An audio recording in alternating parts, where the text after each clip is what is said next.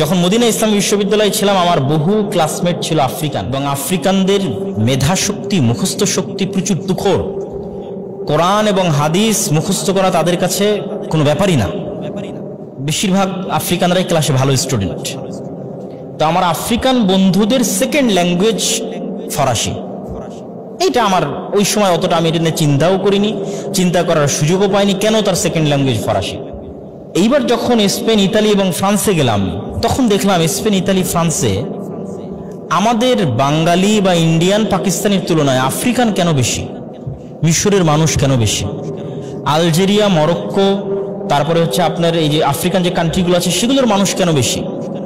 আবার ইংল্যান্ডে যাবেন তো সেখানে ইন্ডিয়া, পাকিস্তান, বাংলাদেশের মানুষ কেন বেশি।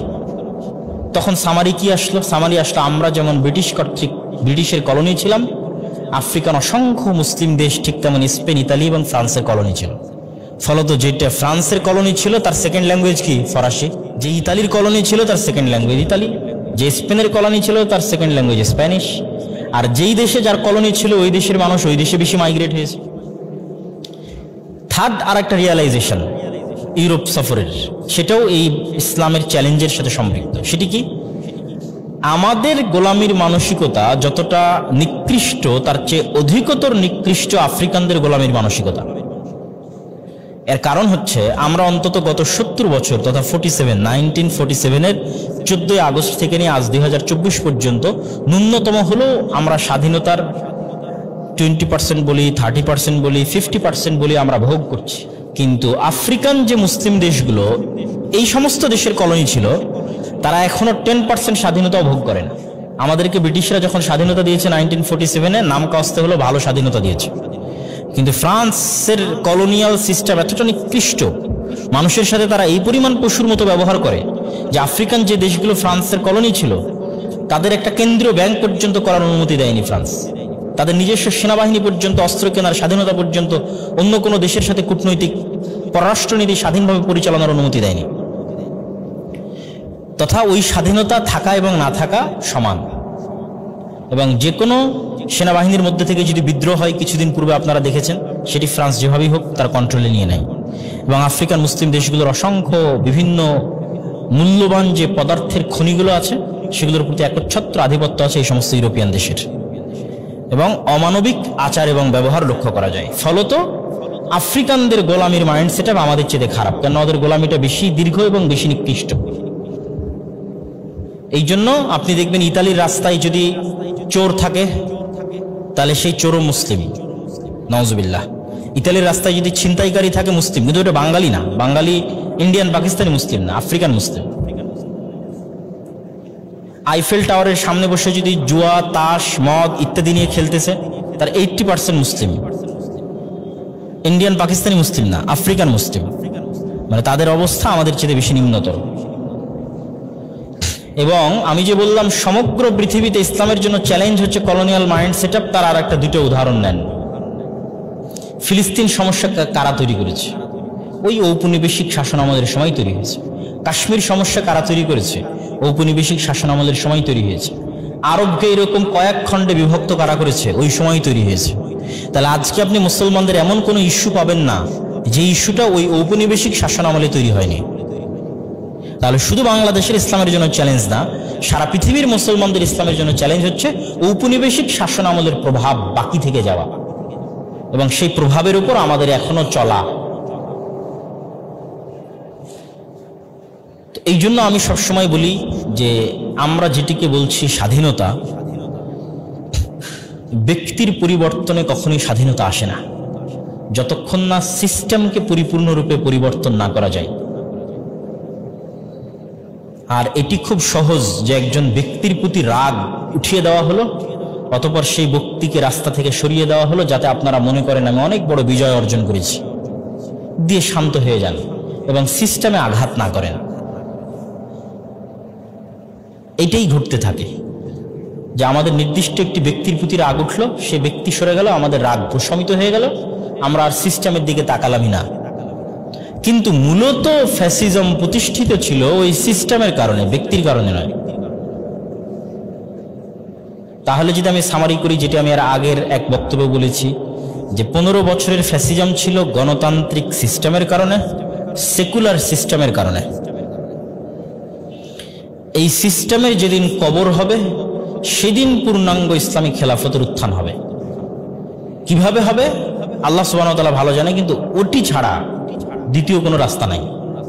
দ্বিতীয় রাস্তাগুলো হচ্ছে কম্প্রোমাইজের রাস্তা। তাহলে 1 নম্বর পয়েন্ট হচ্ছে বাংলাদেশে ইসলামের চ্যালেঞ্জের জন্য কলোনিয়াল মাইন্ড সেটআপ। 2 নম্বর হচ্ছে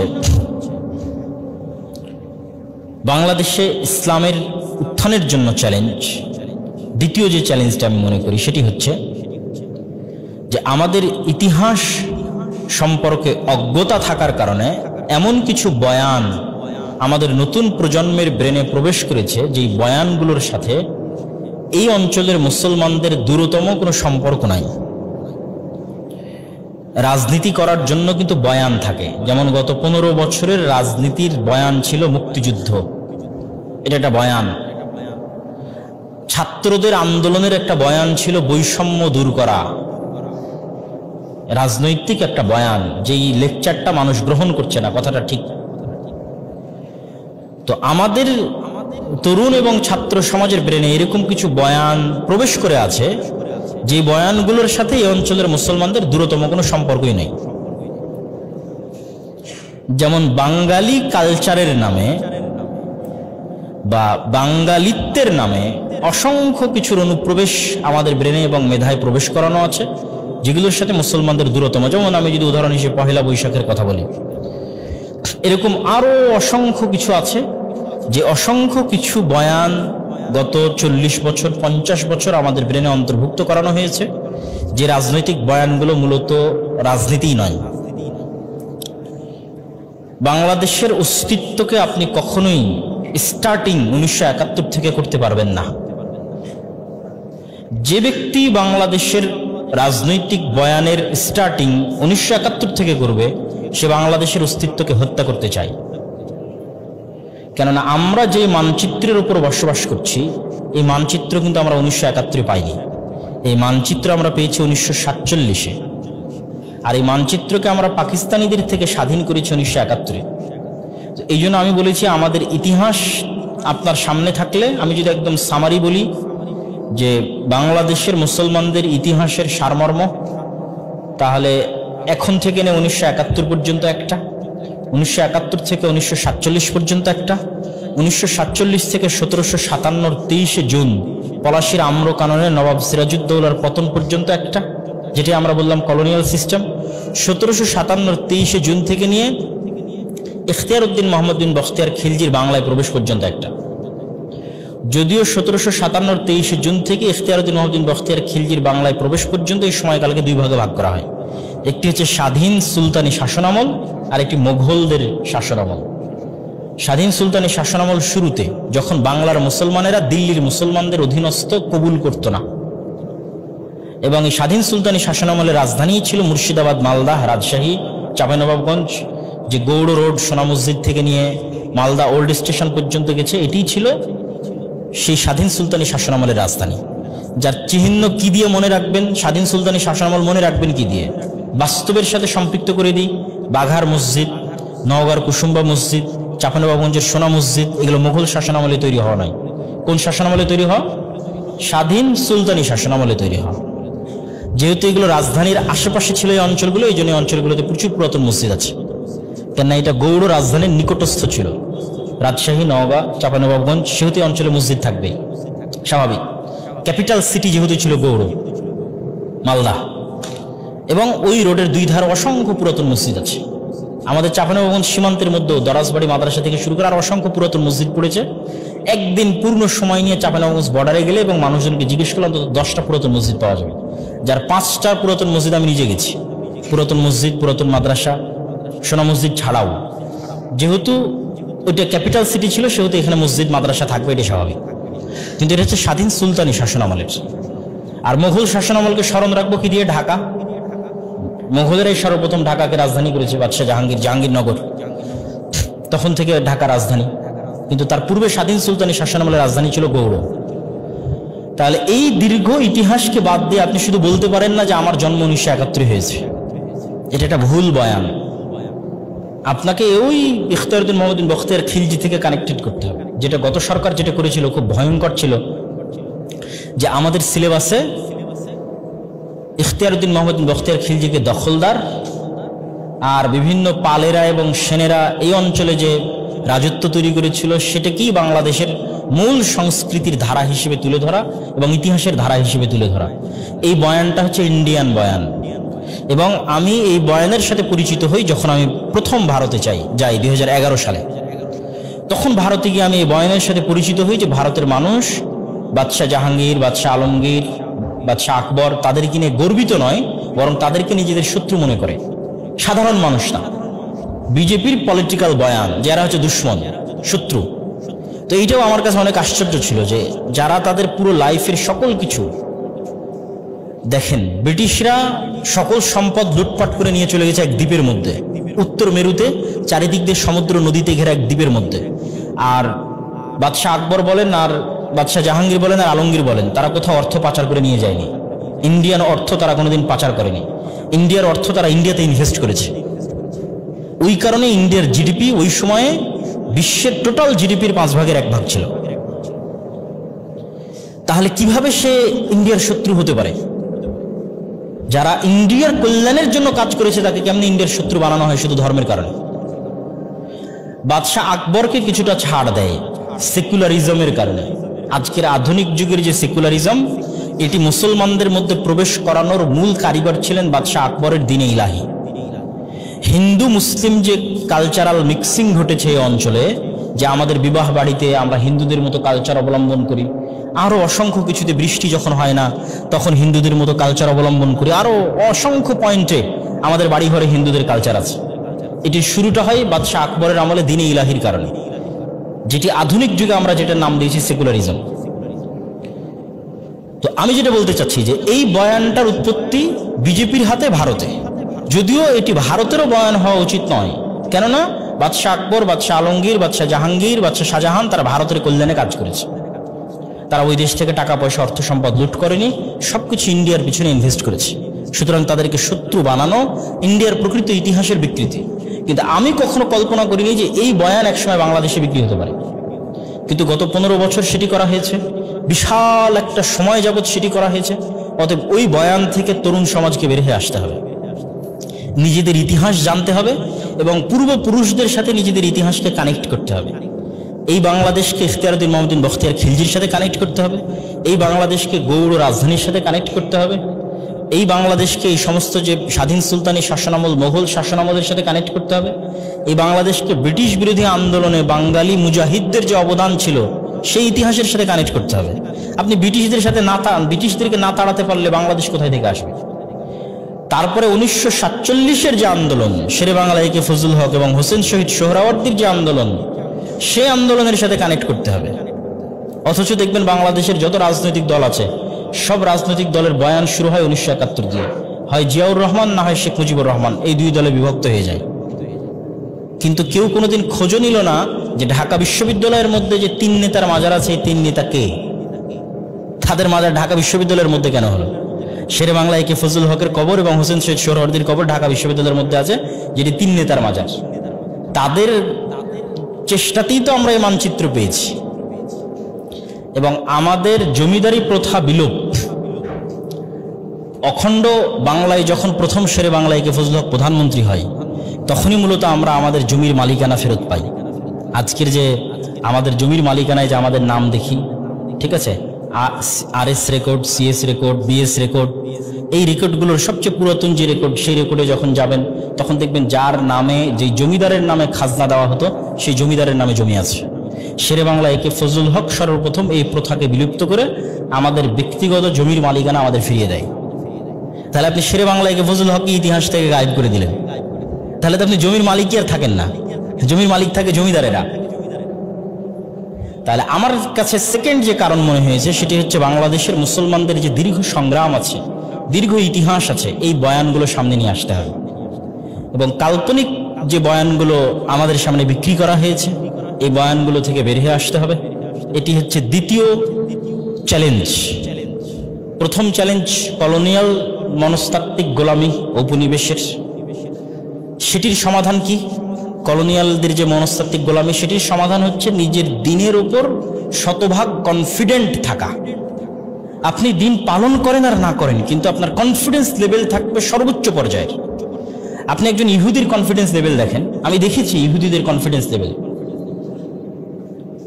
আপনি শিখের কনফিডেন্স লেভেল দেখেন, শিখ এবং ইহুদি এই দুইটার কনফিডেন্স লেভেল চলমান পৃথিবীতে আর যারা অন্যান্য ধর্মের অনুসারী আছে তাদের চেয়ে উপর পর্যায়ের আছে। মুসলমানদের মধ্যেও একদল মুসলমান আছে যাদের কনফিডেন্স লেভেল অনেক টপ লেভেলে।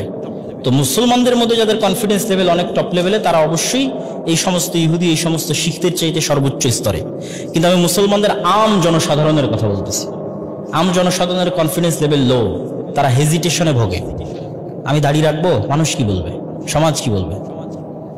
আমি পাঞ্জাবি পায়জামা পরবো, মাথায় টুপি দিব, মানুষ কি বলবে, সমাজ কি বলবে? আমার কি চাকরি হবে, আমার কি চাকরি হবে না? এটা আমি 3 নম্বর পয়েন্টে নিয়ে আসতাম, কাঠামোগত ইসলামোফোবিয়া। এই পয়েন্টের সাথে ওই পয়েন্টটা সম্পৃক্ত, যে বাংলাদেশে যে কাঠামোগত ইসলামোফোবিয়া, রাষ্ট্রীয় কাঠামোগত ইসলামোফোবিয়া, এটা ইসলামের জন্য তৃতীয় বড় চ্যালেঞ্জ। রাষ্ট্রীয় কাঠামোগত ইসলামোফোবিয়া, তার একটা উদাহরণ হচ্ছে এটা, যে রাষ্ট্র আপনাকে আপনার মুসলিম হওয়ার কারণে দুর্বল দৃষ্টিতে দেখবে। আপনার মুসলিম পরিচয় বহন করার কারণে রাষ্ট্র আপনাকে দুর্বল দৃষ্টিতে দেখবে, অথচ এটা মুসলিম রাষ্ট্র। আমরা মনে করি ইসলামোফোবিয়া হয়তো শুধু ইউরোপে বা আমেরিকায়। ইউরোপে এবং আমেরিকায় ইসলামোফোবিয়া হচ্ছে মুসলমানদের সাথে অমুসলমানদের, আর বাংলাদেশে ইসলামোফোবিয়া হচ্ছে এলিট সেকুলারের সাথে আপনাদের মতো সাধারণ মুসলমানদের, যারা গ্রাম থেকে উঠে এসেছে, যারা কৃষকের সন্তান, রিক্সা চালকের সন্তান, গরিবের সন্তান। এই দেশে একদল আছে এলিট সেকুলার, তাদের সাথে সাধারণ মুসলমানের চাষাভূষার সন্তানদের যে স্বাভাবিক বেশভূষা, স্বাভাবিক বিশ্বাস, তার দ্বন্দ্ব। এটা হচ্ছে বাংলাদেশের ইসলামোফোবিয়া। যেই ইসলামোফোবিয়া আপনাকে মুখে দাড়ি থাকলে চাকরি দিবে না, এটা রাষ্ট্রীয় ইসলামোফোবিয়া। যেই ইসলামোফোবিয়ার কারণে প্রথম আলো এবং ডেইলি স্টার আলেম ওলামারা কোনো ভালো কাজ করলে সেটির সুনাম গেয়ে প্রচার করবে না। আবার আলেম ওলামারা যদি দুর্বল কোনো কাজ করে, তিনি যদি অনেক বড় সুপরিচিত আলেম হন, তাহলে লিখবে কথিত উমুক আলেম, তথাকথিত উমুক বিদ্যান। কিন্তু আবার এলিট ক্লাস সেকুলারের জন্য অভাব হবে না সম্মানের। একজন নায়িকা যখন গ্রেফতার হবে তখন তার হাতে হাত করা থাকবে না, কিন্তু একজন আলেম যখন গ্রেফতার হবে তখন তাকে অপমান করার চেষ্টা করা হবে। এটি হচ্ছে এলিট সেকুলারের সাথে সাধারণ মুসলিমের দ্বন্দ্ব। এটি হচ্ছে রাষ্ট্রীয় ইসলামোফোবিয়া, যা আমাদের দেশে, বাংলাদেশে ইসলামের সামগ্রিক বিজয়ের জন্য তৃতীয় বড় চ্যালেঞ্জ। তো এই পয়েন্টটাকে আমি প্রথম পয়েন্টের সাথে কানেক্ট করছিলাম। কেন? প্রথম পয়েন্টে যে বললাম সেকুলার মাইন্ড সেট আপ, ওই সেকুলার মাইন্ড সেট আপের সমাধান হচ্ছে কনফিডেন্ট থাকা।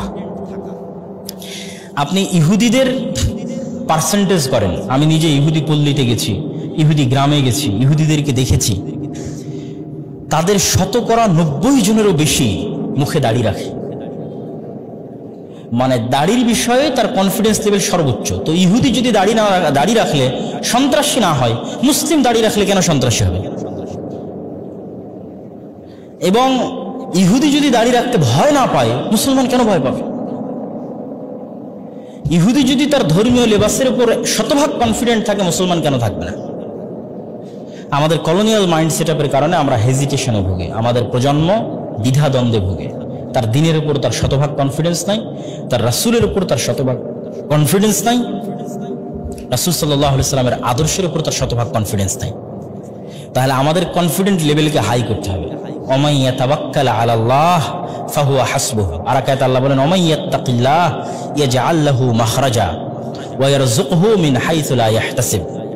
যে ব্যক্তি আল্লাহ সুবহানাহু তাআলাকে ভয় করবে, আল্লাহ সুবহানাহু তাআলাকে মেনে চলবে, আল্লাহ পৃথিবীতে তার চলার ব্যবস্থা করবেন, যেভাবেই হোক। ওয়া ইয়ারযুকহু মিন হাইসু লা ইয়াহতাসিব। আর এমন জায়গা থেকে আল্লাহ তাকে রিজিক দিবেন যা সে কল্পনাও করতে পারে না।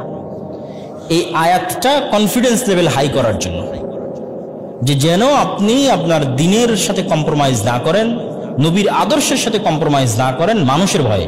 আপনার নিজের ভালো লাগতেছে না, আমি সেটা বলতেছি না। আপনি নিজে আমল করতে পারতেছেন না, সেটা বলতেছি না। পারিপার্শ্বিকতার চাপে, মানুষের ভয়ে, সমাজের ভয়ে, রাষ্ট্রীয় ইসলামোফোবিয়ার যে কাঠামো আছে তার ভয়ে আপনার মধ্যে যে হেজিটেশন কাজ করতেছে, ওইটার কারণে যেন আপনি দিন থেকে বিচ্যুত না হন। ওইটাই আসে কলোনিয়াল মাইন্ড সেট আপ থেকে, গোলামি থেকে। তাহলে এখন পর্যন্ত আমরা যে তিনটা পয়েন্টে আলোচনা করলাম, প্রথম পয়েন্ট ছিল কলোনিয়াল মাইন্ড সেটআপ, দ্বিতীয় পয়েন্ট ছিল ভুল বয়ান, ইতিহাসের ভুল বিভ্রান্তিকর বয়ান, এখানে সঠিক বয়ানগুলো নিয়ে আসতে হবে ইতিহাসের, মুসলমানদের বিশেষ করে বাংলার মুসলমানদের অতীত ইতিহাস। আর 3 নম্বর হচ্ছে রাষ্ট্রীয় কাঠামোগত ইসলামের প্রতি বিদ্বেষ, এবং এই রাষ্ট্রীয় কাঠামোগত ইসলাম বিদ্বেষের সাথে আপনি লড়াই করবেন কিভাবে। যেটা 2 নম্বর, সেটা তো জ্ঞান চর্চার ফলে, প্রচার প্রচারণার ফলে হয়তো আমরা লড়াই করতে পারবো, কিন্তু রাষ্ট্রীয় কাঠামোগত যে ইসলাম বিদ্বেষ আছে এটির বিরুদ্ধে লড়াই করার জন্য মুসলমানদের শক্তিশালী প্রতিষ্ঠান লাগবে, এবং মুসলমানদেরকে কথা বলা শিখতে হবে, কথা বলতে পারতে হবে, শক্তিশালী প্রতিষ্ঠান লাগবে। শক্তিশালী প্রতিষ্ঠান বলতে আমি কি বুঝাচ্ছি, এটি বলে আমার আজকের এই বক্তব্য ইতি টানার চেষ্টা করবো ইনশাআল্লাহ। শক্তিশালী প্রতিষ্ঠান বলতে ডিপ স্টেট, উপরে যে আমরা রাষ্ট্র দেখি, এই রাষ্ট্রের ভিতরে আরো একটা রাষ্ট্র থাকে। যখন উপরের এই রাষ্ট্র চলে যায় তখন ওই রাষ্ট্র সামনে আসে। যখন শেখ হাসিনা এবং তার সাঙ্গপাঙ্গরা চলে গেছে তখন ডিপ স্টেট সামনে এসেছে। এই ডিপ স্টেট যখন শেখ হাসিনা ছিল তখনও রাষ্ট্র ক্ষমতায় তার রাষ্ট্র ছিল। ধরেন আমি আপনাকে সহজ একটা উদাহরণ দিই, আর্মি। শেখ হাসিনা যখন ক্ষমতায় ছিল তখন আর্মির হাতে ক্ষমতা ছিল না? ছিল না? ছিল। এখন আর্মির হাতে ক্ষমতা আছে না? নাই, আছে। ঠিক আর্মির মতো আপনি কল্পনা করেন অসংখ্য প্রতিষ্ঠান আছে, প্রথম আলো, ডেইলি স্টার, ব্রাক। যখন শেখ হাসিনা ক্ষমতায় ছিল তখনও তাদের কাছে ক্ষমতা ছিল, যখন শেখ হাসিনা চলে গেছে তখনও তাদের কাছে ক্ষমতা আছে। ইহুদিরা এই জায়গাতে সবচেয়ে বেশি পরিশ্রম করে। তারা ভোটের রাজনীতিতে অংশগ্রহণ করার চাইতে ডিপ স্টেটে প্রভাব রাখার পরিকল্পনা বেশি করে। কেন? ইহুদিরা সংখ্যা অল্প, সে ভোটে দাঁড়িয়ে আমেরিকায় জিততে পারবে না। সে কি করে জিততে পারবে? শক্তিশালী মিডিয়া ইহুদির হাতে, শক্তিশালী অর্থনৈতিক প্রতিষ্ঠান ইহুদি মালিকানাধীন। তাহলে এখন ডোনাল্ড ট্রাম্প নির্বাচন করুক আর জো বাইডেন নির্বাচন করুক, মিডিয়া লাগবে কার? ইহুদির। অর্থ লাগবে কার? ইহুদির। তাহলে ক্ষমতায় জো বাইডেন আসুক আর ডোনাল্ড ট্রাম্প আসুক, প্রকৃত ক্ষমতা কার হাতে? ইহুদির হাতে।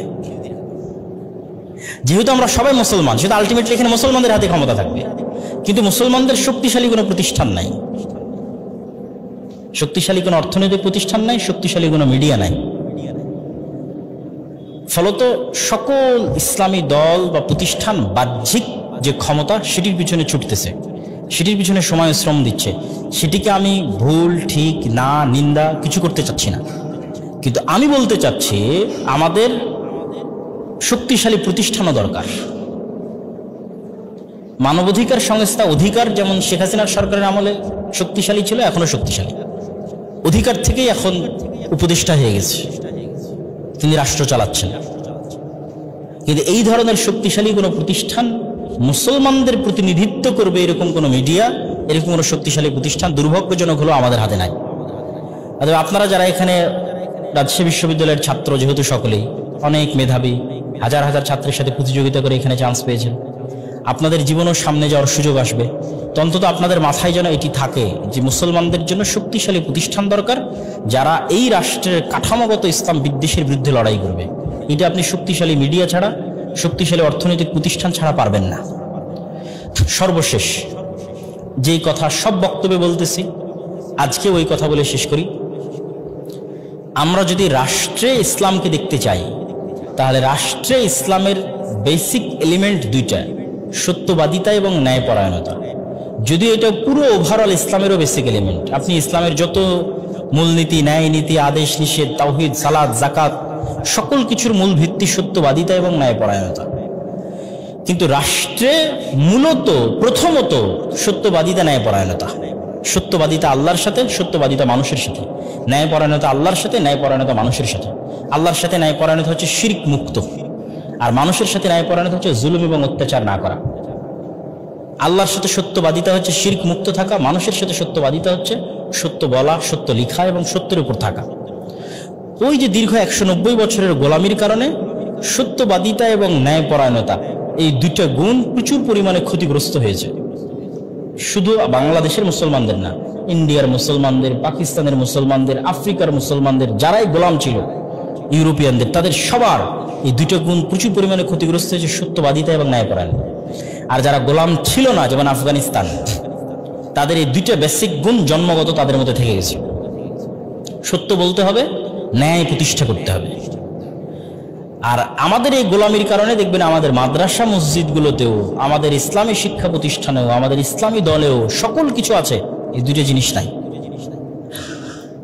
ইসলামী দলে আমির তাকেই পদায়ন করেছে যে আমিরের বেশি চামচামি করেছে, তাহলে তিনি ইসলামী দলে কি রক্ষা করতে পারলেন না? ন্যায় রক্ষা করতে পারলেন না। তাহলে উনি ওনার ইসলামী দলে ন্যায় রক্ষা করতে পারলেন না, মানে আল্লাহ ওনার হাতে অন্তত ইসলামী খেলাফত দিবে না, মানে ইসলামী খেলাফতের যোগ্যতা নিয়ে হারিয়ে ফেললেন। এইটা জাতিগত বাঙালি হওয়ার কারণে এই সমস্যাটা আমাদের মধ্যে প্রচুর। মাদ্রাসায় যান, মসজিদে যান, সব জায়গায় ইসলামের অন্যান্য এলিমেন্ট ঠিক আছে, কিন্তু সত্যবাদিতা এবং ন্যায়পরায়ণতার অনুপস্থিতি আছে। গত 15 বছর অসংখ্য ওসি, ডিসি, এসপি ছিল যারা হাজি, নামাজি, কিন্তু সে তার পদের প্রতি আমানতের খেয়ানত করেছে, ন্যায়পরায়ণ ছিল না, সত্যবাদী ছিল না, তার পদের সাথে সে ন্যায়পরায়ণতা করেনি। তাহলে ন্যায়পরায়ণতা এবং সত্যবাদিতা যে ইসলামের কিছু, এটা যদি ন্যূনতম জানা থাকতো, তাহলে প্রশ্ন ফাঁস করে সেই টাকা আল্লাহর রাস্তায় দান করার কথা কেউ বলতো না। যদি জানা থাকতো যে ন্যায়পরায়ণতা এবং সত্যবাদিতা ইসলামের কিছু, তাহলে এই শিক্ষাটার চরম অভাব।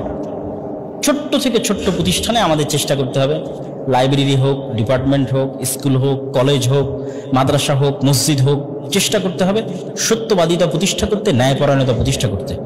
তাহলে কি দাঁড়াবে? তাহলে আল্লাহ সুবহানাহু ওয়া তাআলা এই দুটো জিনিস প্রতিষ্ঠা করার কারণে আমাদেরকে একসময় রাষ্ট্রেও ইসলাম প্রতিষ্ঠা করার সুযোগ দিবেন। কিন্তু যদি এই সত্যবাদিতা, ন্যায়পরায়ণতা না থাকে, তাহলে আমরা হয়তো অন্য আমল আখলাক দিয়ে জান্নাতে যেতে পারি, তওবা ইস্তেগফার করে জান্নাতে চলে যেতে পারি, কিন্তু রাষ্ট্রে ইসলাম প্রতিষ্ঠার গুণ আমাদের মধ্যে নাই। এই জন্য আল্লাহ আমাদেরকে রাষ্ট্রে ইসলাম দিচ্ছেন না। যাদের মধ্যে আছে তারা প্রথমে এটাই বাস্তবায়ন করেছে, তাদেরকে আল্লাহ সুবহানাহু ওয়া তাআলা দিয়ে দিয়েছে।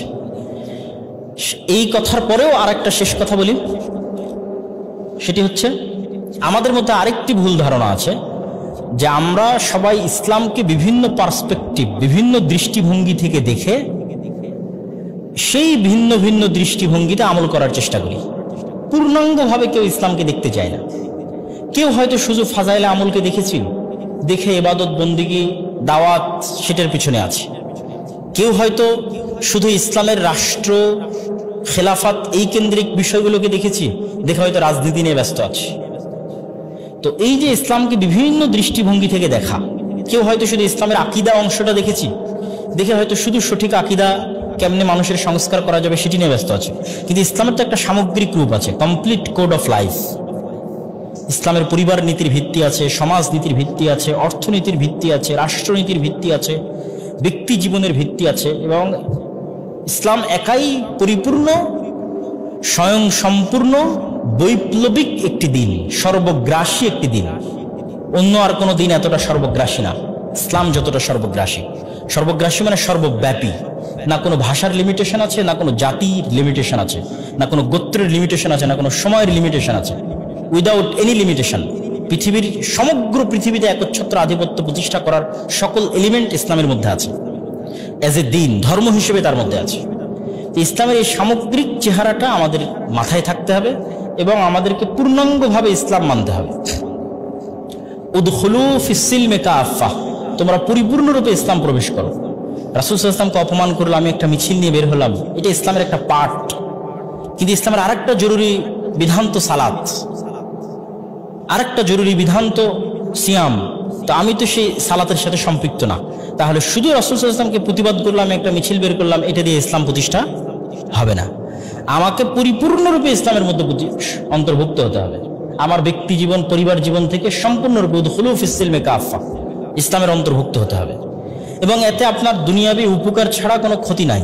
আর পরকালীন উপকার তো অবশ্যই আছে, কিন্তু দুনিয়াবি উপকারও আছে। আপনি ইসলামের মধ্যে পরিপূর্ণরূপে প্রবেশ করবেন, এটি আপনাকে বিভিন্ন অ্যাঙ্গেলে দুনিয়াবি উপকার দিবে। শুধু যদি সালাতের কথাই বলি, তাহলে সময়ানুবর্তী হতে, ডিসিপ্লিন মেইনটেইন করতে, টাইম ম্যানেজমেন্ট করতে দুনিয়াতে সালাতের চেয়ে তার বড় কোনো উপকারী মাধ্যম নাই, যেটি কাজে লাগিয়ে একজন স্টুডেন্ট তার টাইমকে ম্যানেজ করতে পারে, একজন ব্যবসায়ী তার টাইমকে ম্যানেজ করতে পারে, একজন চাকরিজীবী, একজন উদ্যোক্তা তার টাইমকে ম্যানেজ করতে পারে, একজন কৃষক তার টাইমকে ম্যানেজ করতে পারে, সেটা হচ্ছে সালাত। আর ইসলামে আর দ্বিতীয় কোনো আদেশও নাই যেটি সকল মুসলমানের জন্য ফরজ করা হয়েছে, সব সময়ের জন্য ফরজ করা হয়েছে। আপনি পুরো কোরআন এবং পুরো ইসলাম ঘেটে আর দ্বিতীয় কোনো ফরজ আদেশ নিতে পারবেন না। যেটি ডেইলি আপনাকে করতে বলা হয়েছে। এখনো চিন্তা করেন যে ফরজ হিসেবে করতেই হবে, নিষেধ অনেক কিছু আছে। রমজান সিয়াম পালন করতেই হবে বছরে একবার, হজ আদায় করতেই হবে যদি টাকা থাকে সারা জীবনে একবার, যাকাত দিতেই হবে যদি টাকার মালিক হই। তাহলে যে টাকার মালিক না, যে গরিব, যার হজ করার সামর্থ্য নাই, যে ধনী, সকলের জন্য একটা বিধান সব সময়ের জন্য প্রযোজ্য, সেটা কি? সালাত। এবং সালাতের সকল শর্ত লঙ্ঘন হয়ে গেলেও সালাত আদায় করতে হয়। শর্তে বাতিলের কারণে সালাত বাতিল হয় না। যে আমি এখন অপবিত্র অবস্থায় আছি, আমার পবিত্র হওয়ার কোনো রাস্তা নাই, তাহলে কি আমি সালাত আদায় করবো না? সালাত আদায়ের জন্য এটি জরুরি, পূর্ব শর্ত যে আমাকে পবিত্র হতে হবে। বাট যেহেতু এখন কোনো সিচুয়েশন নাই পবিত্র হওয়ার, তো সালাত মাফ হবে না, আদায় করতে হবে? আদায় করতে হবে। কোনো সিচুয়েশন পৃথিবীতে নাই যেখানে আদায় বাদ যাবে। তাহলে আমাকে পরিপূর্ণ ইসলামে প্রবেশ করতে হবে। সত্যবাদিতা এবং ন্যায়পরায়ণতার চর্চা করতে হবে। ছোট্ট মাদ্রাসা হোক, ছোট্ট লাইব্রেরি হোক, ছোট্ট মসজিদ হোক, ছোট্ট ইসলামী দল হোক, ওই ন্যায়পরায়ণতা, ওই সত্যবাদিতা রাষ্ট্রে ইসলাম প্রতিষ্ঠা করার সুযোগ দিবে। আর এই তিনটে জিনিস, তিনটে বাধা সম্পর্কে সচেতন থাকতে হবে। কলোনিয়াল যে গোলামির মাইন্ডসেট আপ আছে, সেটার বিপরীতে আমাদেরকে পরিপূর্ণ কনফিডেন্ট হতে হবে ইসলামের প্রতি। ভুল যে বয়ানগুলো, রাজনৈতিক বা ঐতিহাসিক বয়ানগুলো আমাদের বাচ্চাদের খাওয়ানো হয়েছে, সেই বয়ানগুলো বাতিল করে বাংলার মুসলমানদের যেটা সঠিক রাজনীতির বয়ান, সেটি তুলে ধরতে হবে ইতিহাসের আলোকে। 3 নাম্বার, রাষ্ট্রের যে কাঠামোগত ইসলাম বিদ্বেষ আছে, যেটা হাসিনার আমলেও ছিল, এখনও আছে, হাসিনার পূর্বেও ছিল, এটি রাষ্ট্রের কাঠামোগত ইসলাম বিদ্বেষ, সেটির বিরুদ্ধে আমাদেরকে লড়াই এবং ফাইট করতে হবে। আর সর্বশেষে আবারও বক্তব্য যেটা দিয়ে শুরু করেছিলাম সেটা দিয়েই শেষ করি। সেটি হচ্ছে, আমরা 1947-এ স্বাধীন হই, 1971-এ স্বাধীন হই। ব্রিটিশরা দ্বিতীয় বিশ্বযুদ্ধের পর যখন দেখলো এই সমস্ত দেশকে তাদের কন্ট্রোলে রাখা যাবে না, এই দেশগুলোকে স্বাধীন করে দিতে হবে, তখন তাদের সিস্টেম বাকি রেখে কিভাবে স্বাধীনতা দেওয়া যায় তার জন্য তারা থিওরি খুঁজে। এই জন্য সিস্টেম ব্রিটিশদেরই, শুধু তারা চলে গেছে। বাংলাদেশ আর্মি পাকিস্তান আর্মির খণ্ডিত অংশ, পাকিস্তান আর্মি ইন্ডিয়ান আর্মির খণ্ডিত অংশ, ইন্ডিয়ান আর্মি ব্রিটিশ আর্মির খণ্ডিত অংশ। এই জন্য বাংলাদেশ আর্মির যত ল আছে তার সবগুলোর শুরু হয়েছে ব্রিটিশ আর্মিতে। বাংলাদেশের আইন ব্যবস্থা, বিচার ব্যবস্থায় যত বিধিবিধান আছে, যত ধারা আছে, পুলিশ আইন বলেন, সমাজ আইন বলেন, যা আইন বলেন, সবগুলো 1860, 1870 মানে ব্রিটিশ। ওই আইনকে ফলো করেই ব্রিটিশের খণ্ডিত রূপ ইন্ডিয়া, ইন্ডিয়ার খণ্ডিত রূপ পাকিস্তান, পাকিস্তানের খণ্ডিত রূপ বাংলাদেশ। তথা সিস্টেম ওটাই থেকে গেছে, যে গোলামির সিস্টেম সেটি থেকে গেছে। মুসলমানদের কাঙ্ক্ষিত যে চাওয়া, সেটি প্রতিফলিত হয়নি এবং প্রস্ফুটিত হয়নি। শেষে আরো একটা কথা বলি, যে ইসলাম যদি রাষ্ট্রে প্রতিষ্ঠা হয়, তাহলে ভয়ের কিছু নাই তো, ভীতির কিছু নাই তো। ইসলামের যে এই যে ইসলামোফোবিয়া, যে ইসলাম রাষ্ট্রে চলে গেলে এই হবে সেই হবে, ইসলাম রাষ্ট্রে চলে গেলে ভয়ের কিছু নাই, ভীতির কিছু নাই। বরং ইসলাম যতটা সুন্দরভাবে, যতটা ন্যায়পরায়ণতা এবং ইনসাফের সাথে রাষ্ট্র পরিচালনা করতে পারবে, আমি উদাহরণের জন্য এটি বলি যে আজকের আমেরিকাতেও যদি ইসলামিক খেলাফা প্রতিষ্ঠা হয়, তাহলে আমেরিকার মানুষরা এখনকার চেয়ে বেশি ভালো থাকবে। কোন দিক দিয়ে ভালো থাকবে ভাই? আমেরিকায় তো সব কিছু আছে, একটা দিক দিয়ে ভালো থাকবে। আমেরিকার এখন যা সব কিছু আছে সেগুলো তো থাকবেই, আর একটা দিক দিয়ে ভালো থাকবে, সেটা হচ্ছে অর্থনৈতিক স্বাধীনতা। সুদে অর্থনৈতিক স্বাধীনতা নাই, সুদে গোলামি আছে। গোলামি পৃথিবীর সব মানুষের জন্য, ইহুদি, বৌদ্ধ, হিন্দু, খ্রিস্টান, সবার জন্য। এই জন্য আপনি ইংল্যান্ডে যান, ইউরোপে যান, আমেরিকাতে যান, মানবাধিকার আছে, কিন্তু আপনি অর্থনৈতিক স্বাধীনতা খুঁজে পাবেন না। সারা জীবন ইনকাম করে আপনি একটা বাড়ি ক্রয় করতে পারবেন না। যে কোনো প্রবাসীকে জিজ্ঞেস করতে পারেন, অর্থনৈতিক স্বাধীনতার লিমিটেশন আছে, এটি শুধু অর্থনীতির কুফল। তা আমেরিকায়, ইংল্যান্ডে, ইউরোপে যদি ইসলামী অর্থনীতি প্রতিষ্ঠিত হয়, তো ওই দেশের, ওই অঞ্চলের মানুষরা অর্থনৈতিক স্বাধীনতা ভোগ করবে, অর্থনৈতিক গোলামি থেকে মুক্তি পাবে। এরকম আরো অসংখ্য পয়েন্ট আছে। তো ইসলাম রাষ্ট্রে গেলে কল্যাণই কল্যাণ, সমগ্র পৃথিবীর জন্য কল্যাণ। তো আল্লাহ সুবহানাহু ওয়া তাআলা আমাদেরকে ইসলামের জ্ঞান চর্চা করার এবং এই ধরনের যে অনুষ্ঠানগুলো হচ্ছে, এগুলোকে আরো সামনে কিভাবে টিকিয়ে রাখা যায় গ্রুপ স্টাডির মাধ্যমে, বইভিত্তিক গ্রুপ স্টাডি। এই যে যেমন যারা দিনী সার্কেল আইসি, শুধু এরকম বাৎসরিক বা মাসিক এরকম অনুষ্ঠান না করে, সাপ্তাহিক হোক, ষান্মাসিক হোক, 15 দিন হোক, 1 মাস হোক, বইভিত্তিক গ্রুপ স্টাডি করতে হবে। অসংখ্য গ্রুপ স্টাডি হোক, সমস্যা নেই। রাজশাহী বিশ্ববিদ্যালয়ে 10টা, 15টা, 20টা হোক। যখনই আপনি বইভিত্তিক জ্ঞান অর্জন করবেন, তখন ওই জ্ঞানটা হবে টেকসই এবং স্থায়ী। এবং এই যে ওপেন দাওয়াতি প্ল্যাটফর্ম তৈরি হয়েছে, এটা আল্লাহর পক্ষ থেকে একটি নিয়ামত। এই নিয়ামতের যদি আমরা অবমূল্যায়ন করি অথবা এই নিয়ামতকে যদি আমরা নষ্ট করি বা এই নিয়ামতের যদি আমরা খেয়ানত করি, তাহলে এই নিয়ামত আল্লাহ একসময় উঠিয়ে নেবে। আর যদি এই নিয়ামতটার আমরা যত্ন নিই এবং এটির সাথে বাড়াবাড়ি না করি, যে নির্দিষ্ট একটা দল বা নির্দিষ্ট একটি সংগঠন বা কোনোভাবে একটা এমন একটা সিচুয়েশন তৈরি করা হলো যে ওপেন যে দাওয়াতের যে প্ল্যাটফর্মটা আছে সেই ওপেন দাওয়াতের প্ল্যাটফর্মটা নষ্ট হয়ে গেল, তখন এই নিয়ামতটা কিন্তু উঠে যাবে। তো ছাত্র ভাইদের প্রতি উদাত্ত আহ্বান থাকবে, এই ওপেন দাওয়াতের যে প্ল্যাটফর্ম এখন সূচনা হয়েছে সারা বাংলাদেশের বিভিন্ন শিক্ষা প্রতিষ্ঠানে, এটিকে আপনারা ন্যায়পরায়ণতার সাথে সত্যবাদিতার সাথে ধরে রাখার চেষ্টা করেন। কারোর প্রতি অন্যায় করিয়েন না, জুলুম করিয়েন না, যেন আল্লাহ সুবহানাহু ওয়া তাআলা এই নিয়ামতটা আমাদের মধ্যে থেকে উঠিয়ে না নেয়, বরং এই দাওয়াতি কাজে আল্লাহ আরো বরকত দান করেন। বলেন আল্লাহুম্মা আমিন।